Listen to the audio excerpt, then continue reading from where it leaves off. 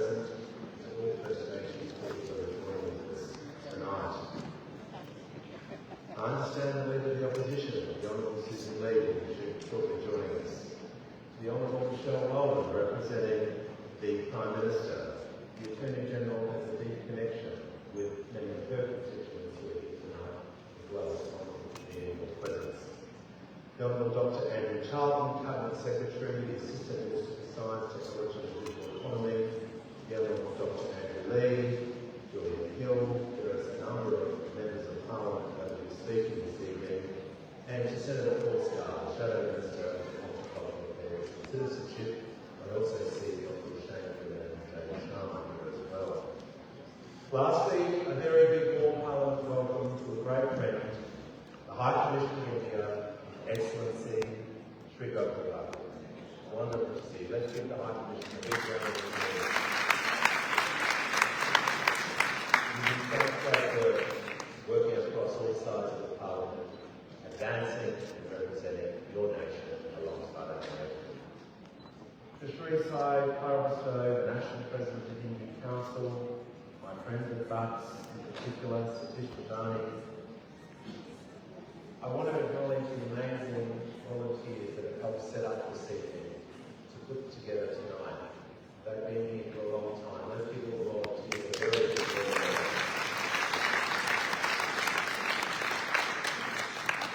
For those this evening tonight in the nation's Parliament, it's a great honour as Speaker of the House of Representatives.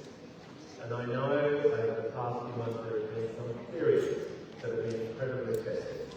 Not only for our institutions, but for our cultural organisations, but also for the wider community.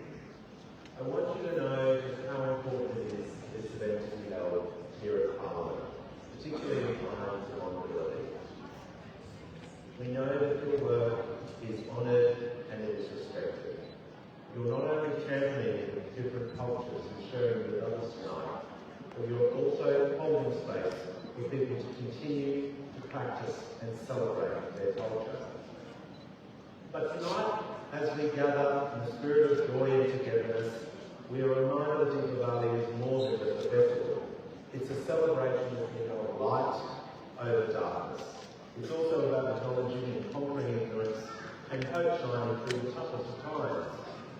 These values resonate deeply, not just within Indian culture, but across all communities and faiths. The faith leaders and the other representatives from nations who have joined us this evening. Here in Australia, we are so privileged to live in a country that celebrates and embraces diversity. And it's important that we stand together during these times when people try to create division. And as I look out tonight, and I see the beautiful costumes, I see the beautiful faces, I see the beautiful children ready to perform, I say to you all, I look out and I see Australia standing here before you all tonight. We need to remember that even though we come from different cultures and backgrounds, we're all united out of the values of respect, kindness and inclusion. We often say in Parliament it's our differences that strengthen and add richness to the Australian story. And tonight, as part of the celebration, we honour the tradition of Ankut, the great mountain of food. Apart from being visually incredible, I want to encourage you all to reflect on the devotion behind the dishes that have been prepared for God in appreciation for everything we've received in the last year. The Ankut symbolises gratitude, abundance and community, reminding us, particularly as Parliament, to give thanks for what we have and to share generously with others. And we all pray that this continues into the future. I've heard that the largest Ankut, noted by the Guinness World Records, was offered by the BAPS at Gujarat, with over 3,500 vegetarian dishes prepared and offered to God. And as a proud representative of the community of Oxley in the southwest suburbs of Brisbane, for the past 9 years I've had the absolute joy and privilege to attend hundreds of local events organised by our multicultural community. And I can proudly say I've had thousands of meals as well. This is a community that gives back to our nation every single day. We we owe our respect to those of the Hindu faith who have shared their traditions, stories and wonderful festivals with us. May the light of the lamps and the spirit of this festival bring us positivity, harmony and togetherness. Whether you're Hindu or non-Hindu, these values should guide you and guide us all in our day-to-day life and how we choose to treat others. On behalf of the Parliament of Australia, may this Deepavali bring light to your homes, peace to your hearts, and happiness to your families and friends. Happy Deepavali and Jai Shri Krishna. It's a great honour to be opening another Deepavali Hero Festival in Parliament House. I will now hand over to the MC and wish you all a wonderful festival.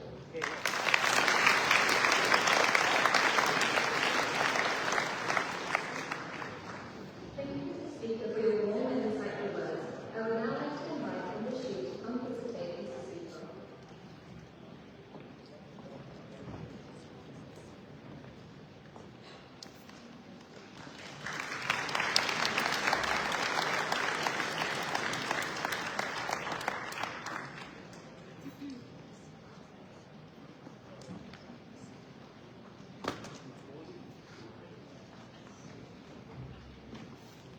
It is my pleasure to now welcome the Honourable Dr. Charlton, Federal Member for Parramatta and Chair of Parliamentary Friends of India. Dr. Charlton is an economist, author and advocate for closer bilateral ties between Australia and India. Dr. Charlton has championed October as Hindu Heritage Month and continues to foster mutual understanding through education, trade and culture. Please join me in welcoming Dr. Charlton to the stage. Happy Diwali.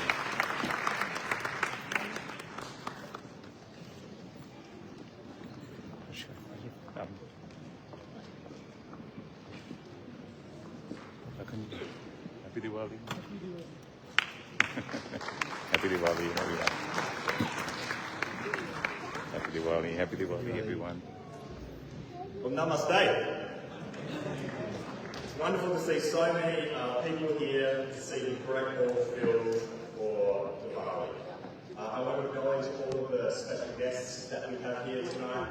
Of course, the Speaker of the House, Milton, the Attorney General, Charlton, who for a long time was Chair of the Parliamentary Friends of India, my friend Andrew Giles, Minister of Skills, Matt Diswaite, Assistant Minister for Foreign Affairs, Dave Smith, who runs all of the parliamentary friendship groups, and many other members of Parliament. I also acknowledge Susan Lee, Paul Scar, and Julian Lisa, co-chair of Parliamentary Friends of India. Hi Krishna, we are so lucky to have you as our High Commissioner. You do wonderful work for this country and building a bilateral relationship. Thank you for being here as well. I also want to give a special acknowledgement to Sai Paravastu. Sai works so hard for the community and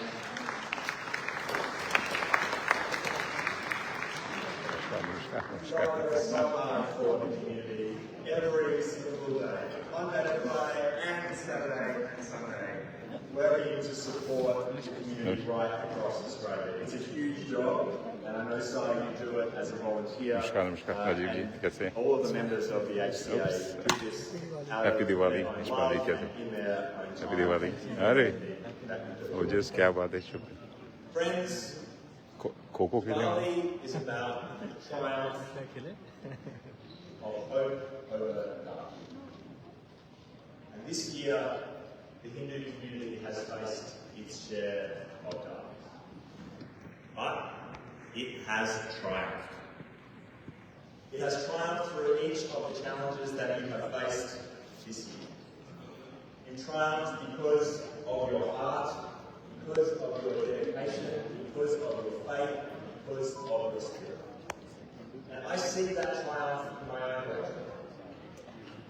At night, when I drive down some of the streets that are illuminated with the most beautiful, joyous Diwali lights, I see that triumph when I see kids in the streets looking up and feeling the spirit of Diwali.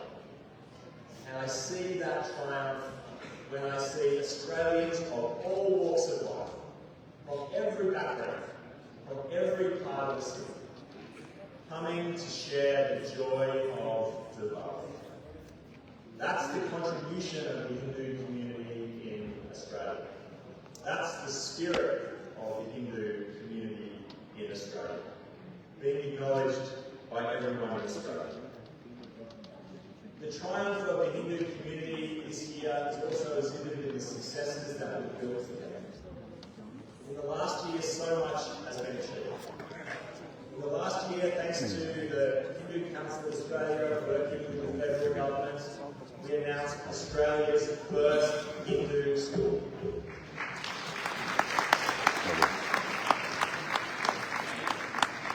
There are Catholic schools, there are Anglican schools, there are Islamic schools, and now for the first time we have Hindu schools.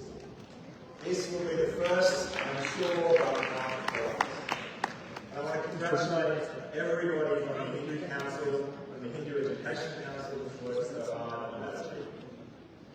This year as well, we partnered with Karma Kitchen, providing them with $3.5 million to do what Karma Kitchen does best, which is to support the community. I think of Karma Kitchen as the embodiment of Hindu values: generosity, care for others, hard work, dedication. And when I drive through my lecturate and I see Karma Kitchen supporting those in need, providing meals to students at Western Sydney University, I feel the spirit of the Hindu community in that moment. This year we've also taken strides to support Sri Om Care, support service for older members of the community who want to be able to retire in their twilight years with the comfort of their culture, who want to be able to enjoy masala tea, who want to be able to celebrate Deepavali in their care homes. And the government has provided $6 million to support Sri Om Care to make sure that we give Australians with diverse backgrounds the care that they deserve. And the big one, this year we all went to Kent's Creek to see the extraordinary opening of the new BAPS facility. And I want to congratulate BAPS. What is a remarkable building, a remarkable centre for the community, and an extremely joyous occasion for its launch. All these are achievements of the Hindu community because the Hindu community are joyous. You are out there supporting the community, building new institutions, helping those people who need it. And that's why it's such a delight for the federal government to partner with you.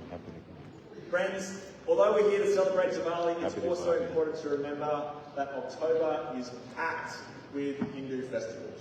Navratri, Dashain, Durga Puja, Lakshmi Puja, Chhat Puja.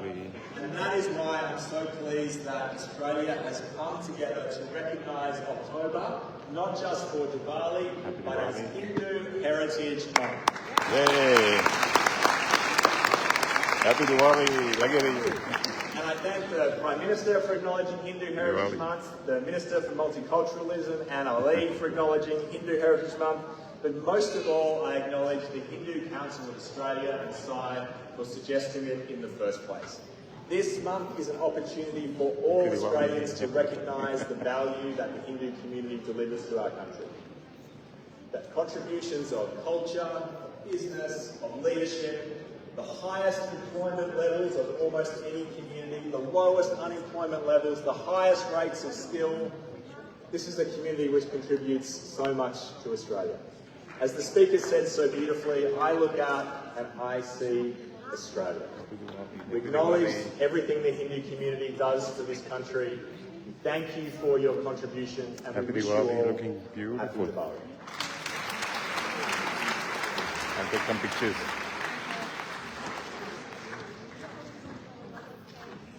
Very nice. Thank you. I wanted to present this plaque on behalf of Hindu community for the Parliament of Australia. Hello, happy Diwali.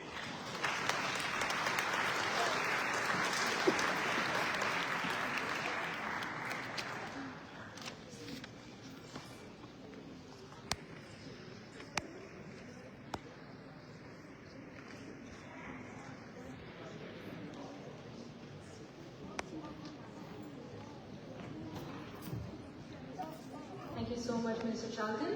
I must say, as an economist, I draw a lot of inspiration and thank you. Our next speaker is going to be Mr. Sai Paravastu, the National President of Hindu Council of Australia. Mr. Paravastu, based in Sydney, leads the Hindu Council's activities at national level and is a very dedicated leader, promoting interfaith social cohesion and community representation at national level. Please put your hands together to invite Mr. Paravastu.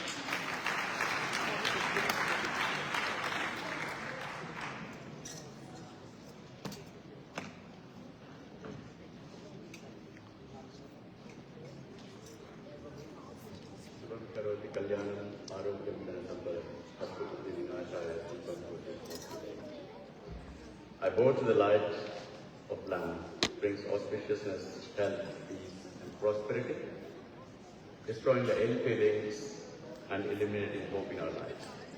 That was my prayer before I started. And I also want to acknowledge the traditional custodians of this land on which we meet. I pay my respect to elders past, present, and emerging. I would also request you all to think of the land from where you have come today, because I know we have an audience coming from Sydney, Melbourne, and various suburbs of various states. So just think of the land from where you come and pay your tributes to their ancestors. That reminds me of my ancestry who have passed me this culture, and the Rishi Munis and the lineage who have worked the spiritual insights and gave rise to the eternal wisdom of Sanatana Dharma.